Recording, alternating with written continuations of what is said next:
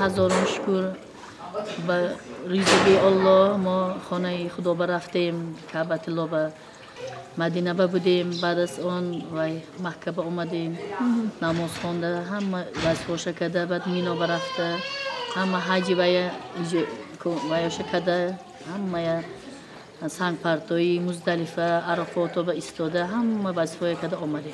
هزاران شکر که خدا ما رساند. ما الله میپرسیم که همه بنده رساند، کی که همونجا به رفتن به آرزو دارد الهیم همون طرف برابند. خدا بشکر اومدیم. من فرزندم من خیش دورم ما قبول کرده گفتن. عادتا سالهای پیش معمول بود که مثلا مردم خرجات زیاد میکردن، معرکای حجاشی و حج طلبانو بود. حضور چقدر شما مثلا تاکید کرده رفتیم؟ ما رفته بودیم، اول میدونستیم که بیان حج معرکه شو بود، توی میکردن حج آبا. بعد که این تنظیم شدگی، بعد ما فرزندامو تاکید کردیم که زیاد خرجات نکنید اون. همون پایانداز میانداختن، نماندیم. پایانداز چی در کار؟ ما کی؟ ما هم یک بنده رفته خانه خدای زیارت کردیم. پایانداز حجتش نیست. من سچالاق این خیلی چیزای حجتش تماما نیست. چی با که ما هیچی کدگی باشیم برای خدا ما، ثوابش خدا ما با ایلون درگاهش با قبول کنه. این زیادت چیزا در کار نیست. اولادمو کلان، این شوهرم هم حاجی بابایم اولادشون کلان، از آن خودم همین جیانو، من ینگم، دودرم، خیلی خاله بچه هم خیلی همه خیشتوارای خودم آمده زیارت کرده، از خورسندیشون زیارت کرده رفتن. خیلی معرکه نکردیم. دارنده میکنه و بیمالم او کمبغل بشه حیران بابایم مگر با قرض میگیره، او میکنه وای میکنه، منم کنم میکنم بیچاره. اول همه خیلی بوده؟ اولا خواهیم بود، گو میکشتن، گوسفند میکشتن، هم خیلی بود.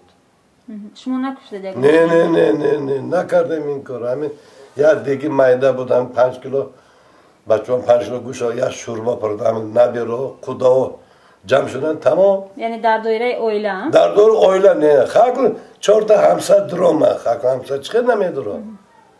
در دور اویله ما گذروندیم. نه شکر منه سیم رسید که آمدیم. شکر خدا.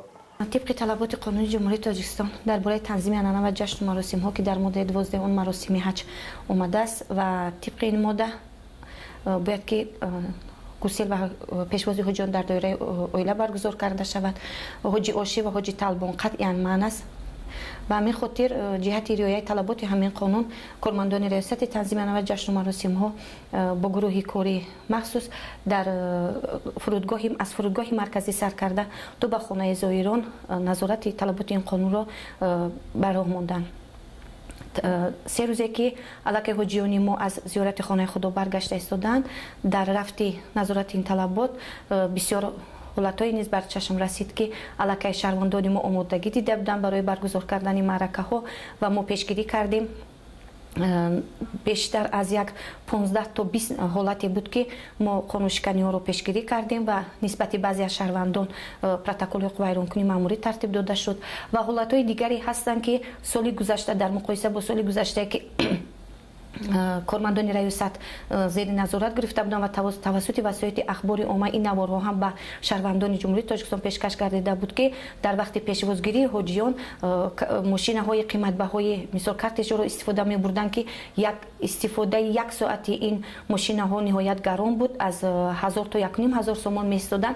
خوشبختانه این امسال به چشم نرسید و حجیان رو هرچند که ما در بین کارمندان در بین اهالی کارهای فرماندهی رو براه مونده، بعضی شهروندان دیده و دونسته طلبات این قانون رو رعایت نمیکنند. حالتهای دیگری نیز هستند که شهروندان ما حجیان رو پیشواز میگیرند با یک شکوه شهامت خاصی به خود حجیان رو پیشواز میگیرند و علاقه برابری رسیدن این حجیان در دکوی مثال کلان برای شماره زیادی مهمانان علاقه خوراک آماده کرده شده است و ما نسبت این شهروندان کارهای فرماندهی میکنیم تا اینکه خیلی که طلبات همین ماده 12 قانون است که گسیل و پیشوازی حجیان در دایره اویله باید برگزار کرده شود، ولی متاسفانه خیلی که شهروندان ابراز اندیشه میکنند که به خاطر که مردم دیده دانسته به خانه های ما میان، ما نمیتوانیم که این شخصیت ها را از خانه پیش کنیم و مجبور هستیم که برای آنها خوراک آماده کنیم.